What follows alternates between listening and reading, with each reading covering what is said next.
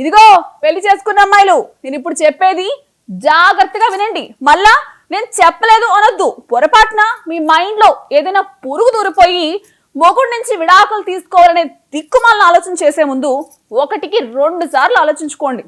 మీరు ఒకవేళ సంపాదిస్తూ ఉంటే మీ ఆయన జీతం ఎంత, మీదెంత, ఈ లెక్కలు మాత్రం తప్పకుండా వేసుకోండి. ఏటి అర్థమవుతుందా?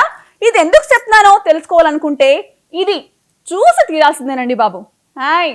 భార్యాభర్తల మధ్య భరణం చెల్లింపు కేసులకు సంబంధించి మద్రాస్ హైకోర్టు కీలక తీర్పును వెలువరించింది. భార్యకు భర్త కన్నా ఎక్కువ ఆదాయం, ఆస్తులు ఉన్నప్పుడు ఆమెకు భరణం చెల్లించాల్సిన అవసరం లేదని స్పష్టం చేసింది. చెన్నైకి చెందిన వైద్య దంపతుల కేసు విచారణ సందర్భంగా ఉన్నత న్యాయస్థానం ఈ వ్యాఖ్యలు చేసింది. దిగువ కోర్టు ఇచ్చిన ఆదేశాలను రద్దు చేస్తూ సంచలన తీర్పు ఇచ్చింది. చెన్నైలో వైద్యులుగా పనిచేస్తున్న జంట విభేదాల కారణంగా విడిపోయింది. విడాకుల కోసం చెన్నై ఫ్యామిలీ కోర్టును ఆశ్రయించింది. ఈ కేసును విచారించిన ఫ్యామిలీ కోర్టు భార్యకు నెలకు 30,000 రూపాయల చొప్పున భరణం చెల్లించాలని భర్తను ఆదేశించింది.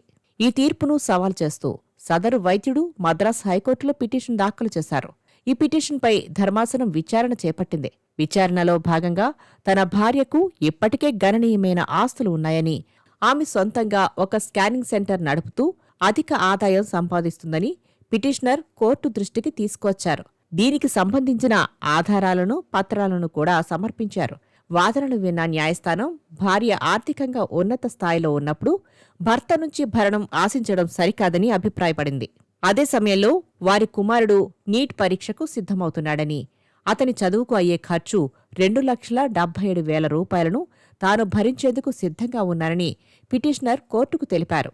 ఈ విషయాన్ని పరిగణలోకి తీసుకున్న హైకోర్టు కుమారుడి చదువు ఖర్చుల విషయంలో జోక్యం చేసుకోబోమని పేర్కొంది. భార్యకు భరణం చెల్లించాలంటూ ఫ్యామిలీ కోర్టు జారీ చేసిన ఉత్తర్వులను పూర్తిగా రద్దు చేస్తూ తీర్పు వెలువరించింది. దీంతో ఆ భర్త ఊపిరి పీల్చుకున్నాడు. ఇక ఆ భార్య లాబోదిబోమంటోంది.